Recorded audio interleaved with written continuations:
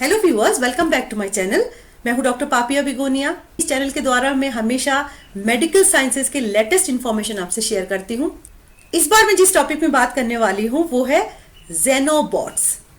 क्या आप लोगों ने ये नाम सुना है? जेनोबॉट्स माइक्रोस्कोपिक रोबोट्स हैं जो अपने आप रिप्लिकेट कर सकते हैं, मीन्स रिप्रोड्यूस कर सकते हैं, अपने जैसा अपने बेबीज भी बना सकते हैं। सो ये एक बहुत इंपॉर्टेंट इन्वेंशन है। इसके कुछ प्लस पॉइंट भी हो सकते हैं, कुछ नेगेटिव पॉइंट्स भी हो सकते हैं।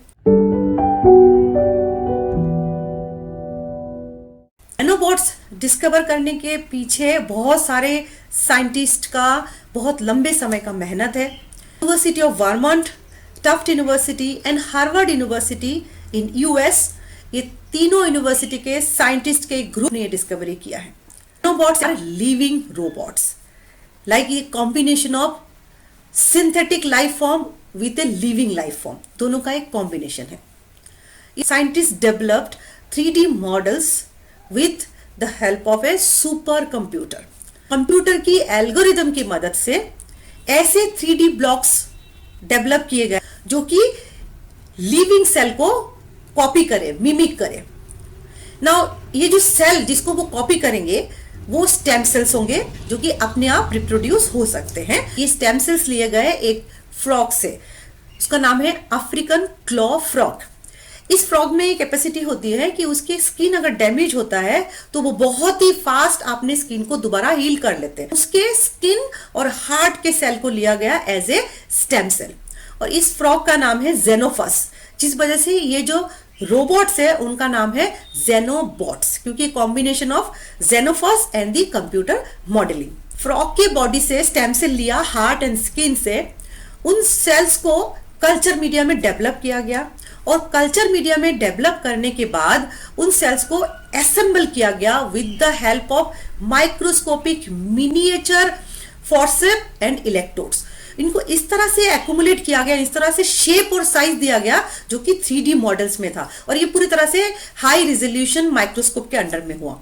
सेल का जो क्लम्प है वो एक इंडिविजुअल एंटाइटी या एक इंडिविजुअल ऑर्गेनिज्म जैसा काम करने लगा, और कल्चर मीडिया के अंदर उनको अगर प्रॉपर न्यूट्रिशन के साथ रखा जाए तो करीब करीब 2 हफ्ते तक ये जिंदा रहते। ना ये तो एक डिस्कवरी हुआ, लेकिन उसका जो दूसरा पहलू है वो बहुत ही इंपॉर्टेंट है। जब एक इंडिविजुअल जेनोबॉट को उठा के सिंगल सेल के कल्चर में छोड़ा गया, जिसमें स्ट्रक्चर नहीं बनाया गया 3D, सिर्फ सिंपल सेल्स है, तो जेनोबॉट खुद ही अपने 3D डिजाइन के हिसाब से सेल्स को एक्यूमुलेट करता है। वो पूरे सेल को चारों तरफ से ड्राइव करता है, एक क्लम्प बनाता है, और क्लम्प बनाने के बाद, एग्रीगेट बनने के बाद उसका साइज, शेप पूरी तरह से वो जो जेनोबॉट उसको करता है उसके जैसा बन जाता है।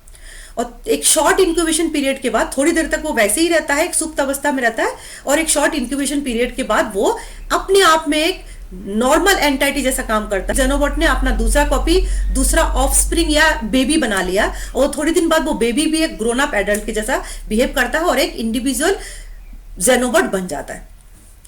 ये डिस्कवरी काफी ब्रेक थ्रू है। इसके साथ हम बहुत सारे साइंटिफिक इन्वेंशन में आगे बढ़ सकते हैं, लेकिन इस तरह का इन्वेंशन जब होता है, जब एक लाइफ फॉर्म को सिंथेटिक फॉर्म के साथ कंबाइन किया जाता है, तो सबसे पहले जो क्वेश्चन उठता है वो है ये क्या उसमें मॉरल रिस्पॉन्सिबिलिटी किसकी है। इस रिसर्च को जो फाइनेंस मिला है, फाइनेंशियल हेल्प मिला है, वो यूएस के डिफेंस ऑर्गेनाइजेशन से मिला है।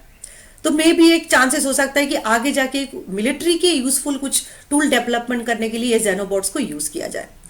और पूरी दुनिया में साइंटिस्ट आपस में ये भी बात कर रहे हैं कि अपने कॉपीज एक टाइम इंटरवल के बाद बना सकते हैं, लेकिन उनको कंट्रोल कैसे करेंगे, उनको डायरेक्ट कैसे करेंगे कि काम क्या करना है, और उसको स्टॉप कैसे करेंगे। साइंटिस्ट ने उनको डेवलप किया है। उनका ये कहना कि प्रिलिमिनरी स्टेज का रिसर्च है, और इसकी फ्यूचर एप्लीकेशन हो सकता है कि ह्यूमन बॉडी में फर्दर मॉडिफिकेशंस के बाद टारगेटेड साइट में जाके ड्रग को रिलीज करें। इनको अगर हम वाटर सोर्सेज में छोड़ दें, क्योंकि छोटे छोटे माइक्रोस्कोपिक क्रीचर्स और अपने आप को रिप्लिकेट भी करते हैं, कि हो सकता है वाटर सोर्सेज में जो छोटे छोटे प्लास्टिक के कण हैं जिसको हम बोलते हैं माइक्रोप्लास्टिक, वो उनको एनगल्फ कर ले और उसको एनवायरमेंट से हटा दे।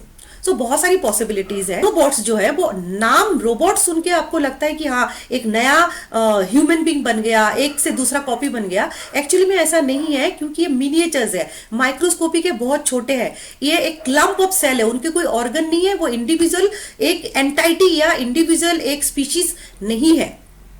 और दूसरा, उनको अगर हम सेल कल्चर का सपोर्ट नहीं देंगे तो वो 2 हफ्ते से ज्यादा लिविंग नहीं रह सकते। They are totally supportive on the liquid media, उसके बाहर वो जिंदा नहीं रह सकते।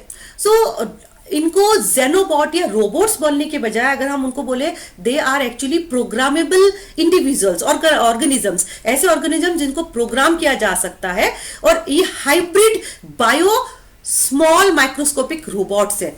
तो इनका आगे पोटेंशियल यूजफुलनेस तो बहुत कुछ हो सकता है। बस ये कि हर एक साइंटिफिक इन्वेंशन के साथ ये प्रॉब्लम तो जरूर होता है कि ये गलत हाथ में पड़ जाए तो उसका मिसयूज भी बहुत हो सकता है।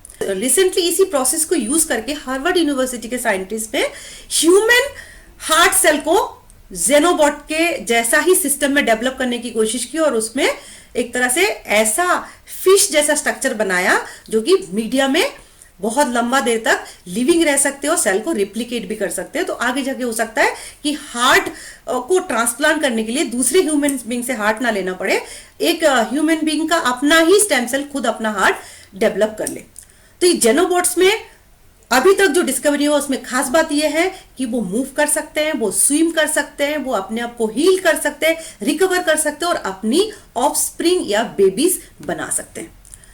सो फॉर द फ्यूचर में देखते हैं कि इस रिसर्च को आगे क्या और डायरेक्शन मिलता है। यूजफुलनेस कैंसर जैसी बीमारी को ट्रीट करने में जरूर आए। सब्सक्राइब प्लीज जरूर कीजिए, बेल आइकन को प्रेस करिए for new video notification. Content अच्छा लगे तो एक लाइक जरूर करें और शेयर जरूर करें। Thank you so much.